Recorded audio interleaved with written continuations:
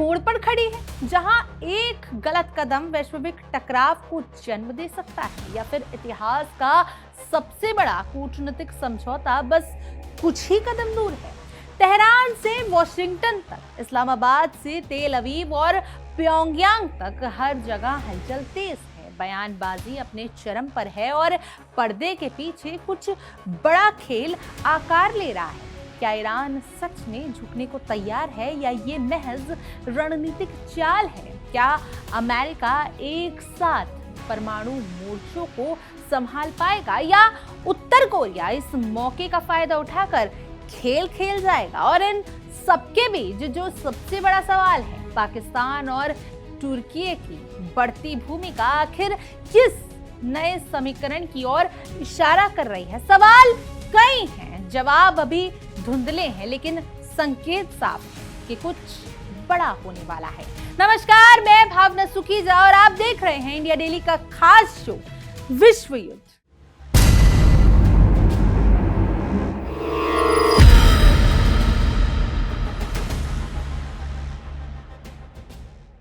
Iran और America और उसके बाद मिडल ईस्ट की राजनीति एक बार फिर उस मोड़ पर खड़ी दिखाई दे रही है जहां से या तो तनाव नया अध्याय शुरू कर सकता है या फिर एक बड़े समझौते के जरिए दशकों पुरानी खींचतान को विराम मिल सकता है। हालात इतनी तेजी से बदल रहे हैं, बयानबाजी अपने चरम पर है और कूटनीतिक हलचलें इस बात का संकेत दे रही है कि पर्दे के पीछे कुछ बड़ा पकड़ा है।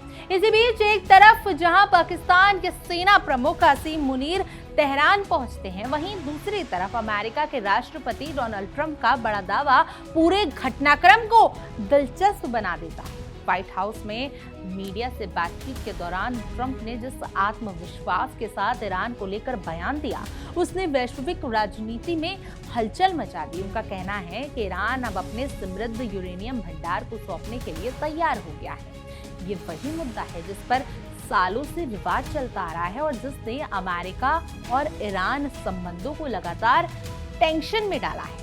ट्रंप ने इसे न्यूक्लियर डस्ट बताते हुए कहा कि ये एक बड़ी सफलता की ओर इशारा करता है और दोनों देश अपने एक ऐसे मोड़ पर हैं जहां समझौता बस औपचारिकता भर रह गया है। करीब 6 हफ्तों तक चले इस तनाव और टकराव के बाद ट्रंप का यह दावा है कि दोनों पक्ष शांति समझौते के बेहद करीब हैं। अपने आप में कई सवाल खड़े कर देता है कि क्या वाकई ही ईरान अपने उस रुख से पीछे हट गया है जिस पर वो वर्षों से अड़ा हुआ था, या ये सिर्फ एक रणनीतिक बयान है जिसे अक्सर ट्रंप देते आए हैं, जिससे अक्सर अंतर्राष्ट्रीय दबाव को नई दिशा दी जा सकती है। दिलचस्प बात यह है कि इस पूरे मामले में ईरान की तरफ से अभी तक कोई आधिकारिक प्रतिक्रिया सामने नहीं आई है, जिससे सस्पेंस और गहरा हो जाता है कि आखिर ईरान चाहता क्या है। आखिर मोजतबा खामनेई चाहते क्या है? क्या वो इंतकाम लेंगे या फिर ट्रंप की शर्तें मान लेंगे? ट्रंप ने ये भी संकेत दिया कि अगर ये डील फाइनल होती है और इसकी आखिरी मोहर इस्लामाबाद में लगती है तो वे खुद पाकिस्तान जाने पर विचार कर सकते हैं। ये बयान अपने आप में कई कूटनीतिक परतें समेटे हुए हैं। पाकिस्तान की भूमिका अचानक इतनी अहम कैसे हो गई? क्या वे इस पूरे समझौते में एक मध्यस्तर की भूमिका निभा रहा है या फिर इसके पीछे कोई बड़ा रणनीतिक समीकरण छिपा है? आसिम मुनीर का तेहरान दौरा भी इन सवालों को और हवा देता है। क्या डोनाल्ड ट्रंप आतंकवाद को भूल गए हैं? क्या डोनाल्ड ट्रंप ये भूल गए हैं कि आतंकवाद जहां से पनपता है, आतंकवाद जहां से जन्म लेता है, वो पाकिस्तान है। पाकिस्तान के कितने आतंकवादी को पालता पोसता आया है? क्या डोनाल्ड ट्रंप ये सवाल भूल गए? क्या डोनाल्ड ट्रंप के जहन से ये सारी चीजें निकल गए जो वो पाकिस्तान जाने की बात कर रहे हैं? ईरान के साथ संभावित समझौते में जिन शर्तों का जिक्र ट्रंप ने कर रहे हैं वो भी कम चौंकाने वाले नहीं है। उनका दावा है कि ईरान ने न सिर्फ परमाणु हथियार बनाने की महत्वाकांक्षा छोड़ने को तैयार हो गया है, बल्कि अपने परमाणु सामग्री को भी सौंपने पर सहमत हो चुका है। अगर ये सच साबित होता है तो ये वैश्विक परमाणु संतुलन के लिए एक बड़ा मोड़ होगा। साथ ही हॉर्मूज को खोलने की बात भी इस समझौते का हिस्सा बताई जा रही है, जो वैश्विक तेल आपूर्ति और व्यापार के लिहाज से बेहद महत्वपूर्ण है। ट्रंप ने यह भी कहा कि 2 हफ्तों का सीज फायर आगे बढ़ाने की जरूरत शायद ही पड़े क्योंकि समाधान बहुत करीब है। हालांकि उन्होंने ये भी साफ किया कि जरूरत पड़ने पर इसे बढ़ाया जा सकता है। उनके शब्दों में एक तरह की जल्दबाजी और आत्मविश्वास दोनों झलकते नजर आए कि मानो वो इस पूरे घटनाक्रम को एक निर्णायक अंत तक पहुंचना देखना चाहते हैं।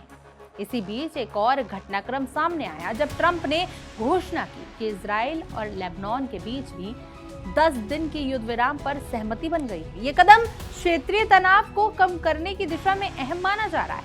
न्यूयॉर्क समय अनुसार शाम 5 बजे से लागू होने वाले इस सीजफायर को स्थायी शांति की दिशा में पहला कदम बताया जा रहा है। इसके लिए अमेरिकी प्रशासन के शीर्ष अधिकारी को सक्रिय रूप से काम करने के निर्देश भी दिए गए। पूरे घटनाक्रम को अगर एक साथ जोड़कर देखा जाए तो ये साफ संकेत मिल रहा है कि मिडल ईस्ट में एक बड़े भू राजनीतिक बदलाव की आहट सुनाई दे रही है। ईरान हो, अमेरिका हो, पाकिस्तान हो, इजराइल हो या फिर लेबनान, इन सभी देशों के बीच चल रही कूटनीतिक गतिविधियां किसी बड़े समझौते की ओर इशारा कर रही हैं। लेकिन सवाल अब भी वही है कि क्या ये सच में शांति की शुरुआत है या फिर एक नए समीकरण की नींव। फिलहाल दुनिया की निगाहें तेहरान, वॉशिंगटन और इस्लामाबाद पर टिकी हुई हैं। हर बयान, हर मुलाकात और हर संकेत को ध्यान में परखा जा रहा है, क्योंकि अगर ट्रंप के दावे सही साबित होते हैं तो ये सिर्फ एक समझौता नहीं होगा बल्कि अंतर्राष्ट्रीय राजनीति के नक्शे को बदल देने वाला फैसला भी साबित हो सकता है। मिडल ईस्ट में ईरान और अमेरिका के बीच बढ़ती कूटनीतिक हलचल के बीच अब एशिया से एक और विस्फोटक खबर सामने आई है जिसने वैश्विक सुरक्षा एजेंसी की चिंता को कई गुना बढ़ा दिया है। दुनिया अभी ईरान के परमाणु कार्यक्रम और संभावित समझौते पर टिकी हुई थी, लेकिन इसी बीच उत्तर कोरिया ने ऐसा कदम उठा लिया है जिसने अंतरराष्ट्रीय शक्ति संतुलन को एक जटिल परिस्थिति में डाल दिया है। उत्तर कोरिया के नेता किम जोंग उन एक बार फिर अपने परमाणु कार्यक्रमों को लेकर आक्रामक रुख दिखाते दिखाई दे रहे हैं। अंतर्राष्ट्रीय परमाणु ऊर्जा एजेंसी यानी IAEA के प्रमुख राफेल ग्रॉसी ने खुलासा किया कि उत्तर कोरिया ने अपने परमाणु हथियार कार्यक्रम में बड़ी प्रगति की है और एक नई यूरेनियम संवर्धन सुविधा जोड़ने की दिशा में तेजी से काम कर रहे हैं। सियोल में दिए गए अपने बयान में ग्रॉसी ने साफ कहा कि प्योंगयांग परमाणु परिसर में गतिविधियां तेजी से बढ़ रही है। ये वही जगह है जो वर्षों से उत्तर कोरिया के परमाणु कार्यक्रम का केंद्र रही है। यहाँ पहले ही 5 मेगावाट का रिएक्टर रिप्रोसेसिंग यूनिट और 1 लाइट वॉट रिएक्टर मौजूद है। लेकिन अब जो नई जानकारी सामने आई है वो और ज्यादा खतरनाक संकेत दे रही है।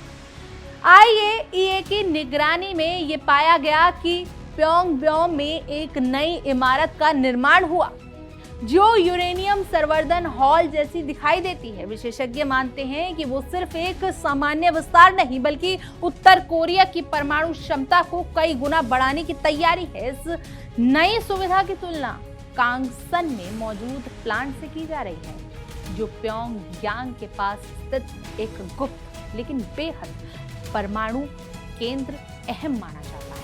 परमाणु हथियारों के जानकारों के अनुसार यूरेनियम संवर्धन वो प्रक्रिया है जिससे हथियार ग्रेड सामग्री हासिल की जाती है। ये तरीका प्लूटोनियम रेप्रोसिंग के मुकाबले ज्यादा लचीला यानी कि ज्यादा फ्लेक्सिबल और छुपा कर चलाया जा सकने वाला माना जाता है। यानी अब उत्तर कोरिया के पास दोहरे रास्ते हैं, एक प्लूटोनियम और दूसरा उच्च संवर्धित यूरेनियम, और यही बात वैश्विक सुरक्षा के लिए सबसे बड़ी चिंता बन रही है क्योंकि ईरान और अमेरिका की जंग के बीच क्या उत्तर कोरिया अपना बदला लेने आ रहा है या उत्तर कोरिया मिडल ईस्ट पर राज करने के लिए अपने परमाणुओं की फैक्ट्री बना रहा है? आखिर किम जोंग के मन में है क्या? आखिर वो दुनिया से क्या चाह रहे हैं? क्या वो शक्तिशाली बनने के लिए बार बार एक्सपेरिमेंट कर रहे हैं, बार बार नए यूरेनियम के साथ खिलवाड़ कर रहे हैं?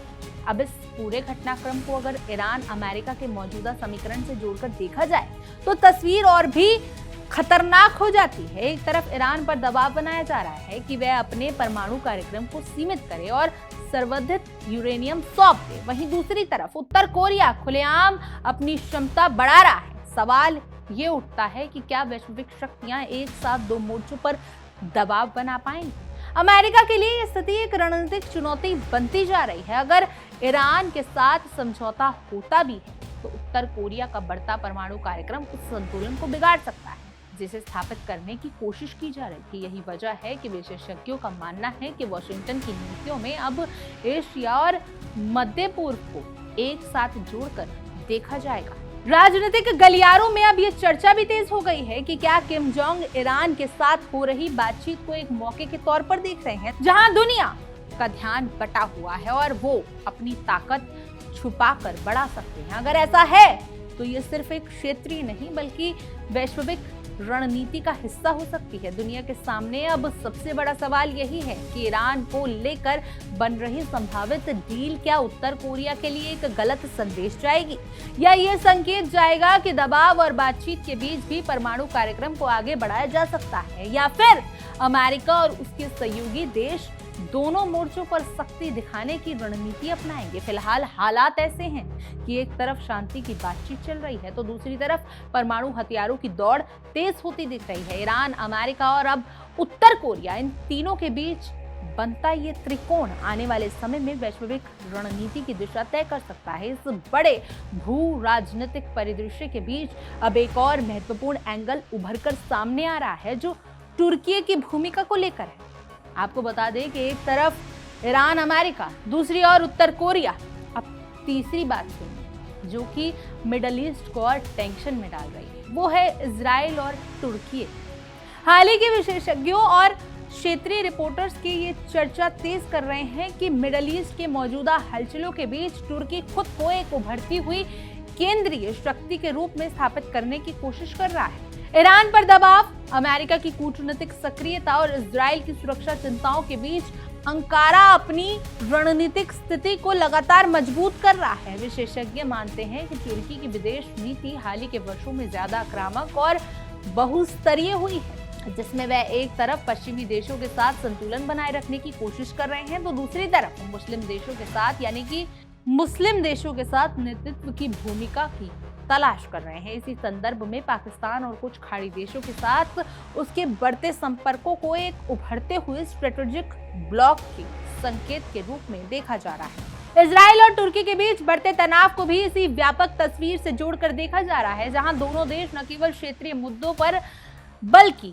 भविष्य के शक्ति संतुलन को लेकर भी आमने सामने दिखाई दे रहे हैं। हालांकि ये भी ध्यान देने वाली योग्य बात है कि तुर्की और इजराइल के बीच संबंध पूरी तरीके से टूटे नहीं हैं और कूटनीतिक स्तर पर सीमित संवाद अब भी मौजूद है, लेकिन बयानबाजी और आरोप प्रत्यारोप ने तनाव को और बढ़ा दिया है। ऐसे में ये लग रहा है कि ईरान, अमेरिका के बाद क्या अब इजराइल, तुर्की होने वाला है। इसी मुद्दे पर आप देखिए हमारे सहयोगी विवेक शानलिया के खास शो इंडिया बोल रहा है की ये खास पेशकश। अब तक जो देश अमेरिकी आंखों का तारा हुआ करता था, जो देश नेटो का सितारा हुआ करता था, आखिर ट्रंप और नेतन्याहू उस नेटो के सितारे को क्यों कुचल देना चाहते हैं? तुर्की के राष्ट्रपति एर्दोआन क्यों जहर उगल रहे हैं इन दिनों इजराइल के खिलाफ? क्या एर्दोआन इस जाल में फंसेंगे या ट्रंप नेतन्याहू की चाल उल्टी गंगा बहाने जैसी हो जाएगी? परमाणु कार्यक्रम का आरोप लगाकर ईरान को जंग की आग में तो झोंक चुके हैं, तो क्या तुर्की के ऊपर भी कोई ऐसा ही आरोप लगने वाला है? जंग के इस नए मोर्चे की खबर कैसे निकली है, कहां से निकली है और क्यों चर्चा हो रही है इजराइल वर्सेस तुर्की के इस नए मोर्चे की? बताएंगे आपको डिटेल से हर एक खबर, बात करेंगे इसमें एक एक पॉइंट की खबर की तह तक जाएंगे और करेंगे सबसे बड़ी इंटरनेशनल डिबेट। पश्चिम एशिया में लगी आग बुझने का नाम नहीं ले रही। कहते हैं जंग के शतरंज पर जब प्यादे पिट जाते हैं तो वजीर खुद चाल चलने लगता है। ईरान के साथ चल रहे शेर और मात के खेल में दुनिया ने देखा कि दांव कैसे उल्टे पड़ते हैं। कहते हैं जब अपनी साख पर बन आए तो इंसान दूसरों के घर जलाने की सोचने लगता है और इसी सोच की वजह से एक नई चर्चा है, एक नए मोर्चे की खबर है। क्या ईरान के बाद अब तुर्की और इजराइल की बारी है? डोनाल्ड ट्रंप और बेंजामिन नेतन्याहू मिलकर तुर्की को उस युद्ध की आग में झोंकना चाहते हैं जहां से तुर्की के लिए मुश्किलात बढ़ जाएंगे, और ये अपनी साख बचाने की कोशिश है या किसी नए महायुद्ध का आगाज, ये देखने वाली बात है। ईरान के साथ हालिया तनाव में जिस तरह के नतीजे सामने आए, उसने इजराइल और अमेरिका की अजय वाली छवि पर सवालिया निशान लगा दिया है। अपनी गिरती हुई साख को बचाने के लिए अब एक ऐसे दुश्मन की तलाश है जिसे उकसाकर फिर से अपनी ताकत का लोहा मनवाया जाए। और इस फहरिस्त में सबसे आगे जो नाम आ रहा है वो है तुर्की का। लेकिन आखिर सवाल ये कि तुर्की ही क्यों? इजराइल तुर्की पर क्यों हमला करना चाहता है? आरोप क्या है यह समझिए पहले। मिडिल ईस्ट में तुर्की एक सुन्नी गुट बना रहा है। सऊदी और पाकिस्तान के साथ मिलकर इस गुट को बनाया जा रहा है। आरोप यह भी है कि तुर्की के नए गुट से इजराइल को सबसे बड़ा खतरा है, क्योंकि तुर्की के राष्ट्रपति एर्दोआन ने हाल ही में बयान दिया था कि इजराइल इस रीजन के कैंसर की तरह है जिसका सफाया बहुत जरूरी है। सीधे शब्दों में समझें तो डेथ टू इजराइल कहा एर्दोआन ने, और यह बात इजराइल को किसी भी कीमत पर मंजूर नहीं है। कोई भी राष्ट्रीय अध्यक्ष डेथ टू इजराइल कहे। ईरान पर हमला क्यों हुआ? क्या ईरान के पास परमाणु बम था? नहीं। क्या ईरान से इजराइल को खतरा था? हां। क्या ईरान के पास कोई आईसीबीएम है या फिर इजराइल तक मार करने वाली बैलिस्टिक मिसाइलें हैं? हां। तो जब ईरान को थ्रेट मानकर ही इजराइल ने ईरान पर अटैक कर दिया, उसमें अमेरिका को भी खींच लाया, तो समझिए तुर्की के साथ क्या होगा। इसी बीच कुछ विशेषज्ञों का यह भी मानना है कि अगर ईरान अमेरिका के बीच कोई बड़ा समझौता होता है तो वो केवल एक द्वीपक्षीय घटना नहीं होगी, बल्कि पूरे मिडल ईस्ट के रणनीतिक समीकरण को फिर से परिभाषित कर सकता है। ऐसे में तुर्की, सऊदी अरब और पाकिस्तान जैसे देशों की भूमिका और भी महत्वपूर्ण नजर आ रही है, क्योंकि शक्ति संतुलन का नया ढांचा इन्हीं उभरते गठबंधनों के आसपास आकार ले सकता है। वहीं दूसरी तरफ अमेरिका और इजराइल की रणनीति पर भी लगातार नजर रखी जा रही है। विशेषज्ञ मानते हैं कि वॉशिंगटन और तेल अवीव दोनों ही ये सुनिश्चित करना चाहेंगे कि किसी भी संभावित नए क्षेत्रीय गठबंधन से उनके सुरक्षा हित प्रभावित ना हो सके। इसी कारण मिडल ईस्ट में हर कूटनीतिक कदम अब केवल एक देश तक सीमित नहीं रह गया, बल्कि इसका असर पूरे क्षेत्र ढांचे पर पड़ता दिखाई दे रहा है। तो कुल मिलाकर मौजूदा हालात एक ऐसे संक्रमण काल की ओर इशारा कर रहे हैं जहां ईरान, अमेरिका, इजराइल, तुर्की और पाकिस्तान सभी देश किसी न किसी रूप में नई शक्ति संतुलन की परिभाषा तय करने में लगे हुए हैं। ऐसे में आने वाले समय में स्पष्ट होगा कि उभरता हुआ समीकरण टकराव की ओर बढ़ जाता है या फिर एक नए कूटनीतिक संतुलन की नींव रख पाता है।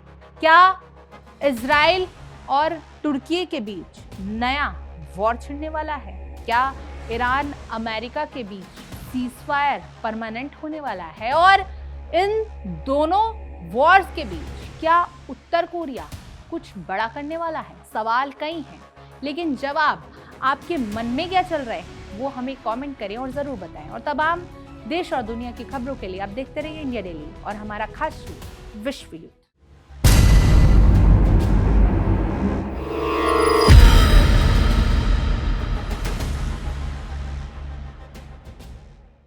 देखिए इंडिया डेली 24/7 अब आपके स्मार्ट टीवी पर। इंडिया डेली मौजूद है सभी डिजिटल प्लेटफॉर्म पर लाइव और लगातार। इंडिया डेली 24/7 हर दिन राष्ट्र को समर्पित।